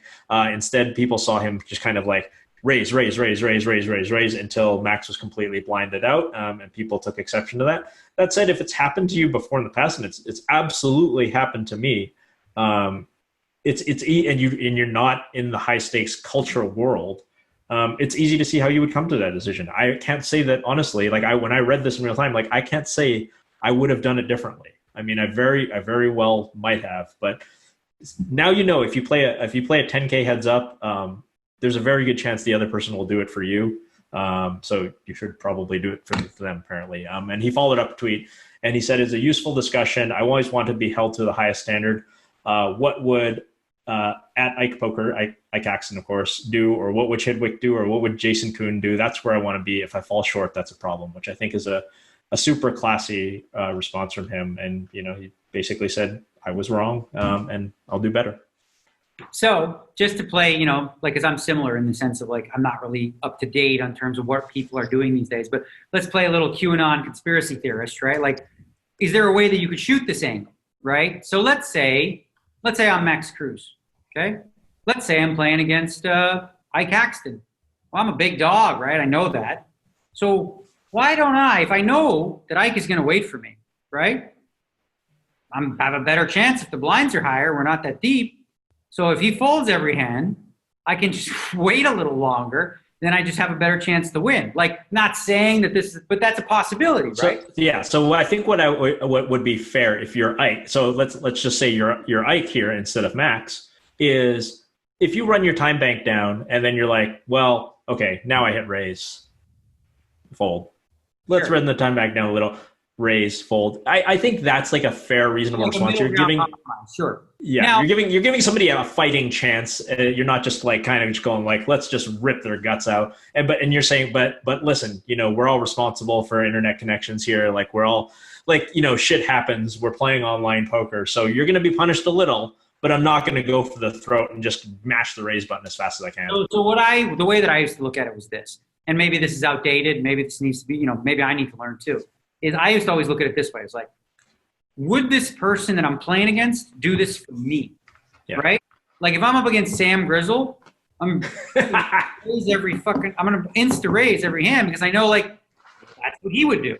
Right? That's true. Now the issue is like if it's an unknown, like you don't know what they're gonna do. So like listen, I understand, and this is where I get how people need to protect themselves or think about like their own interests and think about like their own EV and like they don't want to be taken advantage of, right? Like, so they have to ask themselves like, well, this guy would do this to me, so why am I not doing it to him? I'm getting free rolled negatively just based on my own internet connection or whatever. So I can see why it would be a natural debate in people's mind in terms of like what the appropriate thing to do is.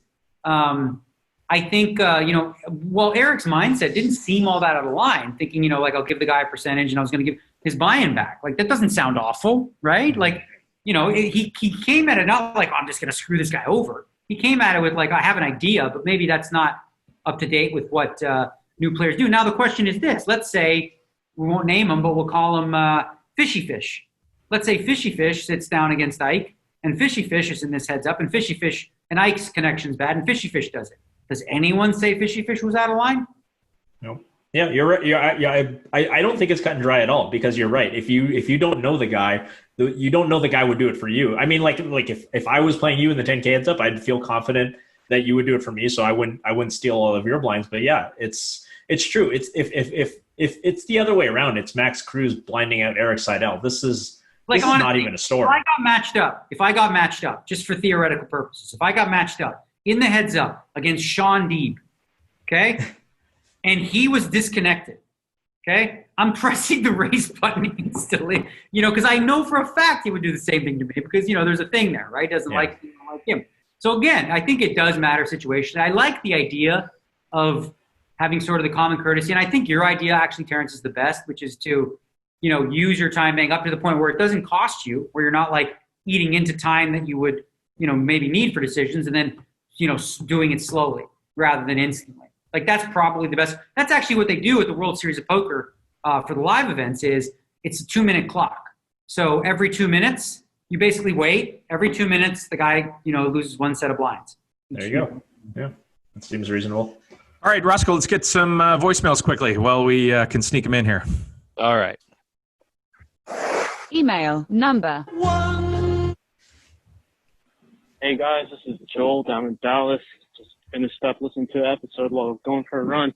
I was wondering if there's any one single call or bluff you could take back from your premieres. What was it? Thanks. Enjoy the podcast. Oh wow! Oh, this one's pretty easy for me. So it's not actually.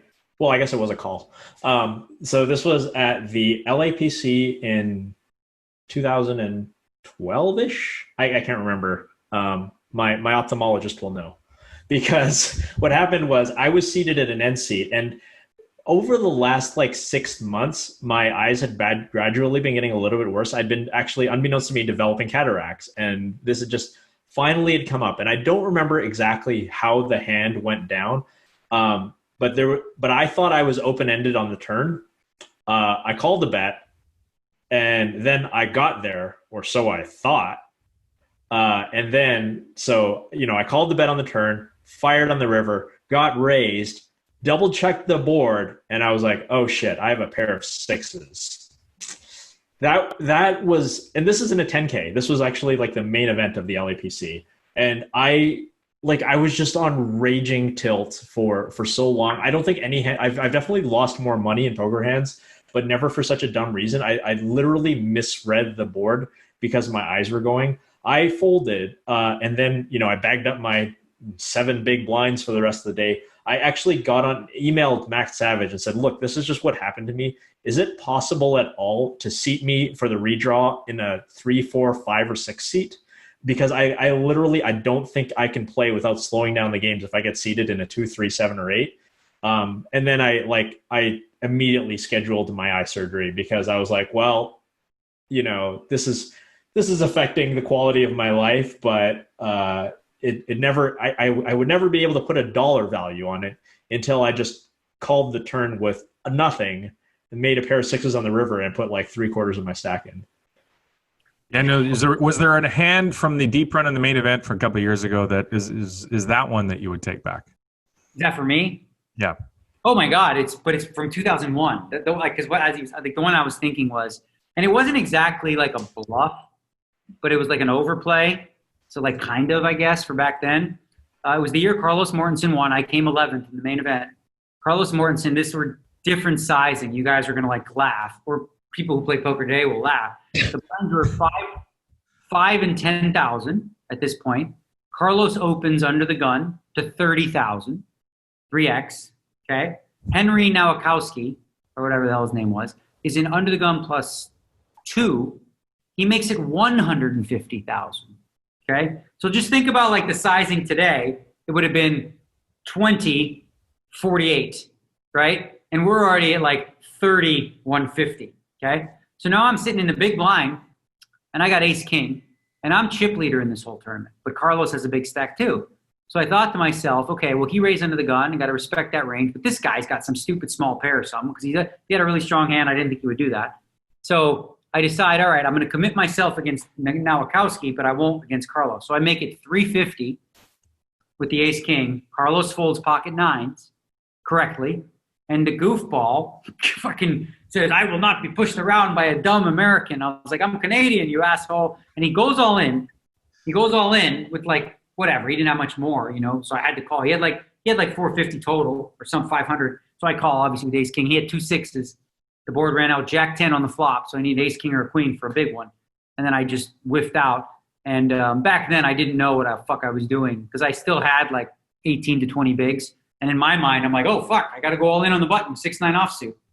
And that's what I did like the very next hand, and I ended up going broke. So, yeah, I went all in with 6-9 offsuit, and Mike Matusow called me with 7s in the small blind. So I missed the final table, completely blew up. But if in retrospect, if like I'm in the same spot, back then especially, the ace-king just goes in the muck. Like I'm not even going to play. Like what's the point? I'm chip leader, you know, there's no point. I mean, yeah. I mean, that you could say that about a lot of pre-flop decisions just because you're like taking not just you in 2020, but like literally any poker pro in 2020 and transporting them back to 2002. They're just such a giant favorite. They never have to get it all in.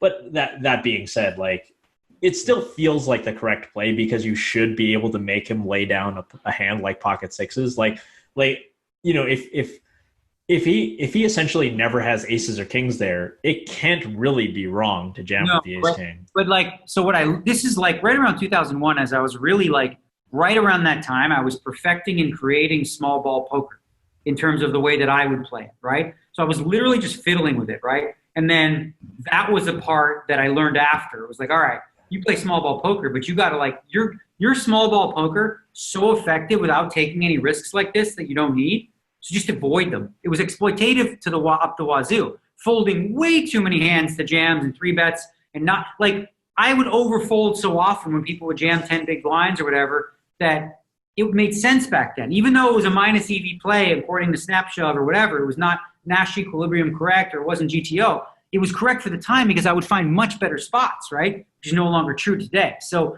this was kind of right around when I was learning what I wanted to do with small ball, which was throw a lot of jabs, but there was no point. I had this chip lead, right?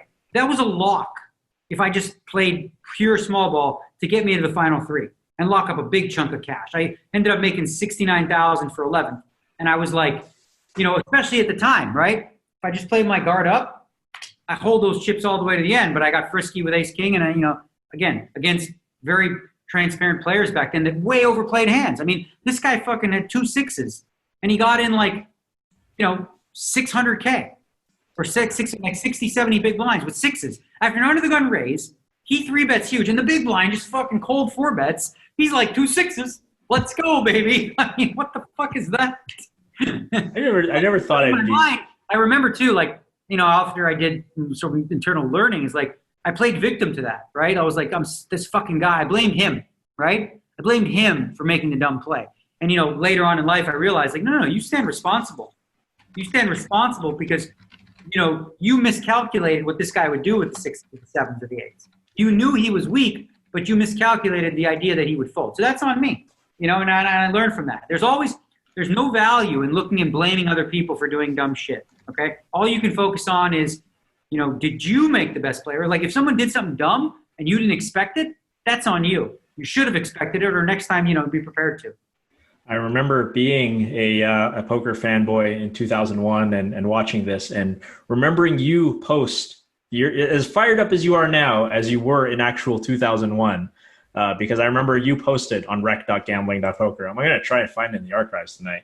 And you were so angry at Henry Nowakowski at the time. Oh, I went up because he was an asshole too. So he said, like, he called me and he yelled at me, called me an American idiot, saying he's like, I'm not going to push him around. And all I did was fucking re-raise him. Like, I didn't say anything, and he called me an American idiot, and I said, it's a Canadian idiot. And then, of course, the next day, I'm doing the commentary, which the commentary was very different back then. We had a cell phone. And guess who I was doing the commentary with? Your old friend from back in the day. Me and Annie Duke were sharing a cell phone, okay, doing commentary of the final table. And I was calling him, and I swear to you, I thought this was his name, and I didn't realize. I was calling him Henry Nowitzki. Like Nowitzki, like he's got no wits. And it was Nowakowski. But, like, I just fucking didn't know, and I didn't care. But I was not all that, like, I was still bitter. It was very, very obvious I was bitter. I didn't talk much because Annie had the phone, and she wouldn't really. Yeah, I want to ask who was Annie Duke's friend back in the day. I don't know who was friends with her back in the day. No, I'm kidding. I managed to get 90 big blinds in day 2, blind versus blind in the big blind with ace jack against a 70-year-old man. That's the dumbest thing I've ever done. Folded around to him in the small blind. He raised, I re-raised. He re-raised, I shoved. I'll tell you what I think the dumbest thing Jungle Man has ever done. Oh. So, level 2 of the 50K Poker Players Championship, which is mixed games and no limit in PLO. Mark Gregorich, okay, who we all know and love, who's a mixed game guy who does not want to play no limit pots, okay? He does not want to go all in. He's going to play super careful. Jungle Man in level 2 gets 250 big blinds in against Mark Gregorich with ace-king suited. What do you think Mark had? He had 2 ones. Did not have kings. And, of course, Jungle Man's like, well, I had blockers. I'm like, you really didn't. Blockers would have been having 3 of the aces. If you had 3 of the aces, then you can't have pocket aces. But 2 is not enough. Because if you had 2 aces, you'd just be tied. You're just tied. You'd just be trying to make a flush. That's it.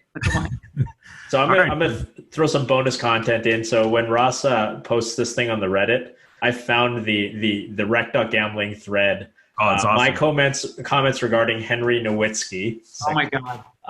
It's going to be embarrassing for you. I'm also posting in the Reddit. It's I'm an asshole now. A lot of people think I'm an asshole now. You should have read the shit I said on RGP back in the day. Yeah.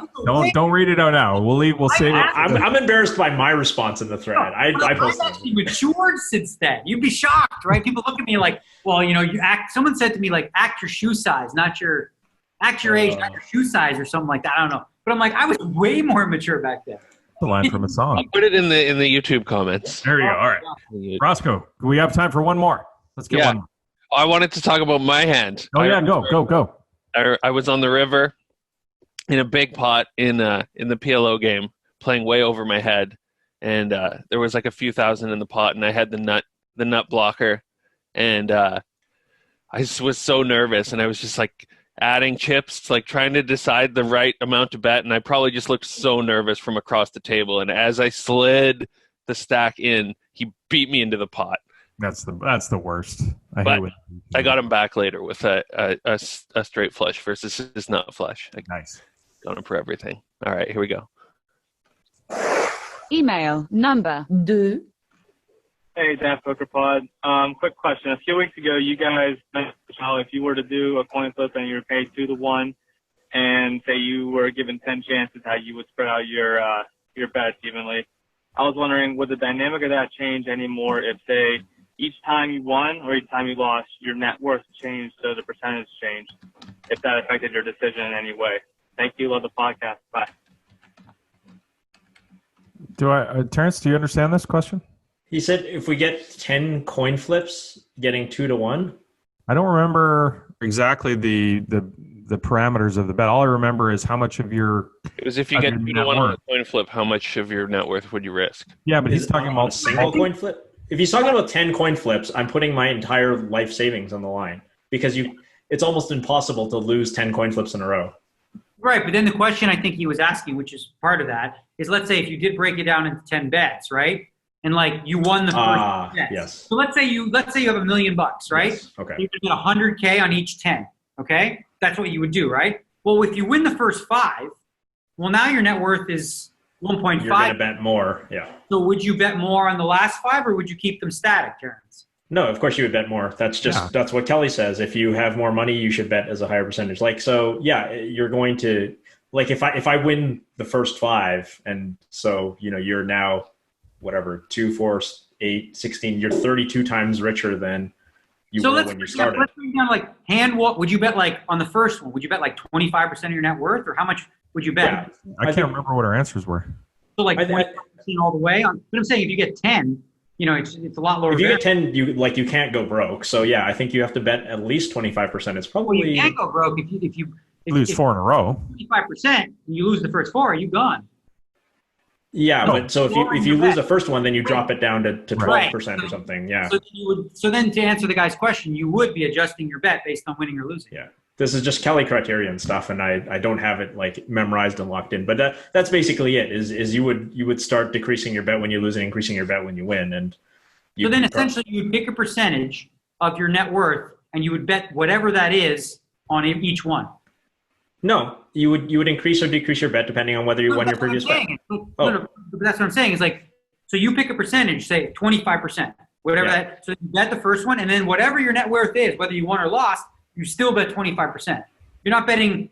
You get what I'm saying? So let's say. Oh yeah. Okay. So Gotcha. let's say, for example, you bet 100. You have $1 million, and you decide on the first one you're going to bet Yeah. 250,000. Okay, and 25%, and then you win. Well, now your bankroll's now you're 1.25 million. So you bet 25% of that, or do you bet 250,000 again? 25% of your net The worth new at that number. time. Yeah. Yeah. Oh boy, it's getting late. We're failing hard at this. Thank you. Terrence, if you have another child, can you name him or her, because it works both ways, Kelly Criterion Chan? Could that be a possible name?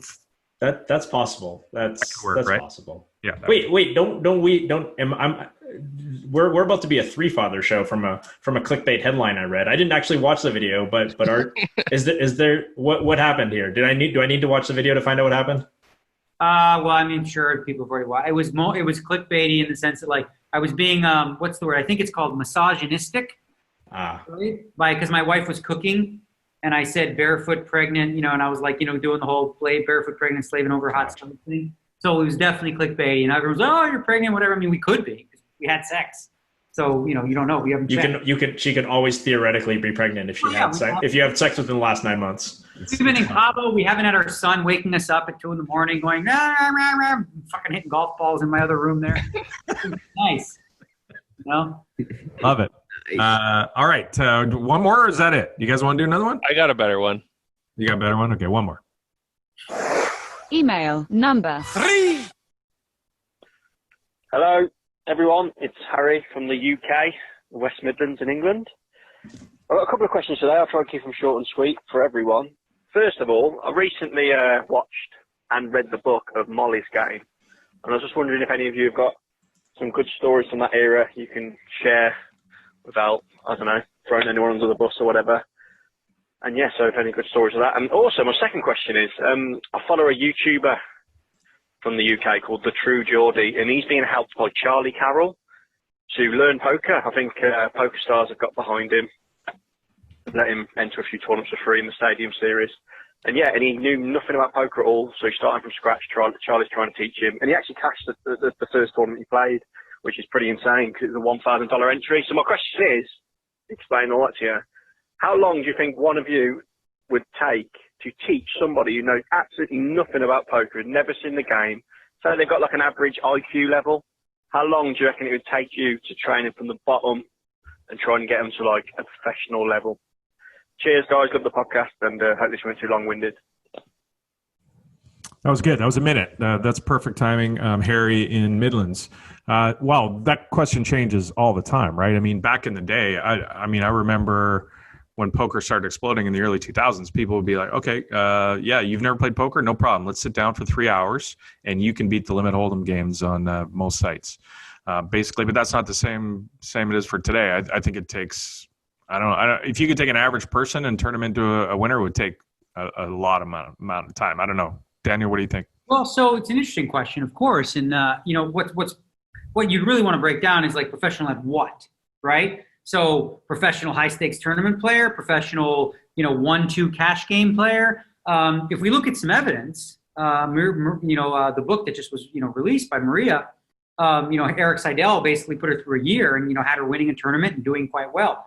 I believe that, let's say, for example, to make, say, $40,000 a year playing live cash. Obviously now we can't because of COVID.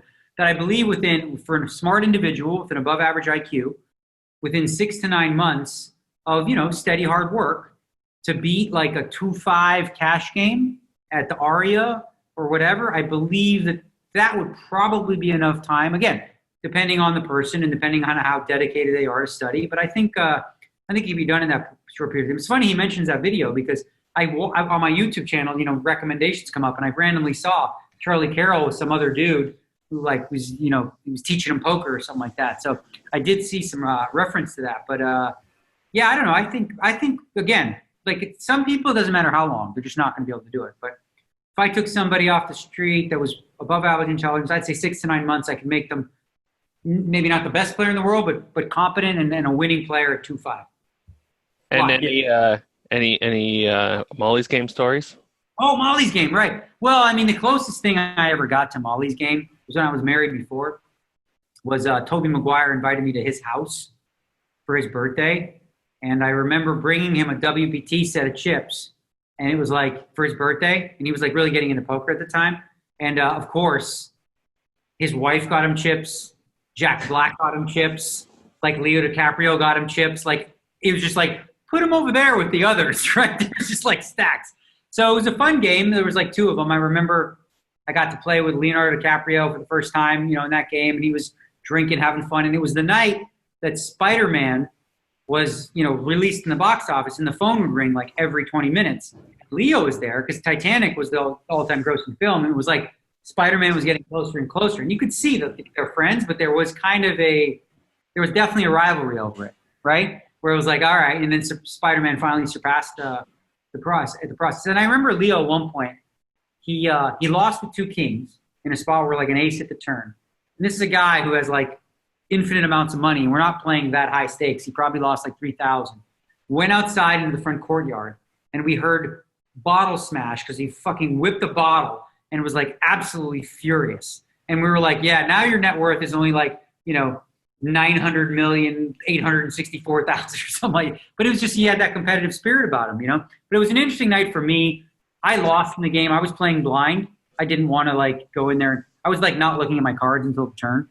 Didn't work out. I lost 20,000 in the game, but it was definitely a lot of fun. Got to know them a little bit. But outside of that, I never played. I never was a schmoozer. I really wasn't. I could have been, because I had the opportunity to do that in that Hollywood life, and it just wasn't for me. I'm not very good at it, and I don't feel comfortable doing it. So that was my only foray into that sort of world. And didn't Toby didn't probably want big winners eventually, and later on, so it's not like you missed a big opportunity. I did play with Toby in another private game at the Bellagio, and I won a massive fucking pot against him. He was not happy. It was someone called. I called with 5-7 of spades. He re-raised big from the small blind, and it came ace 3-4. So I have the 5-7, right? So I have the double gutter, the deuce, or the 6, and of course I binked the 6, and we're playing 500,000 deep each, right? So the turn's a 6. We get it in on the turn. He's got pocket aces. So I felted him for 350, 400. There was almost $1 million pot. You didn't run it twice. That seems like a pretty good sweat. If I'm all in for $500,000 with a straight against the set, I think I'm running. It's funny because I bought in that game for $50,000. It was really sick. I bought in for $50K and I won a shit ton. I'm like, fuck. Well, Kenny Tran invited me to the game because they needed a guy and they wanted to play with me or whatever. But I didn't have any money. So I'm like, well, Kenny, I need some money. I don't have no cash on me. So go here, I'll give you 50. I'm like, all right, I'll fuck around with 50. And then all of a sudden my 50 looks like 500. I'm thinking, wow. And I remember Toby being because he's a competitive guy too. He was it clearly felt like he was not mad at me, but kind of, you know what I mean? It felt oh, fuck this guy, right? Toby makes a shit ton of money, or at least did at the time, as you saw in the movie, in those games. He's always in a good spot, but that pot definitely, it definitely stung him for sure. So another podcast Adam turned me on to a while ago, Gambling with an Edge. They did a 2-part episode with this guy named Houston Chris. Does that sound familiar at all? Yes, Houston Curtis, yeah. Yeah. So he wrote a book about the Molly's Game, the real account of the story. who knows whether what he says is true, but he did 2 hours with them, and it's Yeah, be interesting listen. it is a good one for sure. I heard a bunch of firsthand stories from the Dan Bilzerian game, the game in LA that had the banker from Detroit, or not Detroit, Dallas, that had lost, hundreds of millions of dollars in the game. There's some great stories out there firsthand from that one. Hopefully the person decides to tell some of those stories one day. But all right, that's going to wrap it up for this week's show. Thanks so much. We ran long again and got to a couple of voicemails, so that was good. And go Canucks, go to everybody out there. Thanks to you guys. We'll see you next week.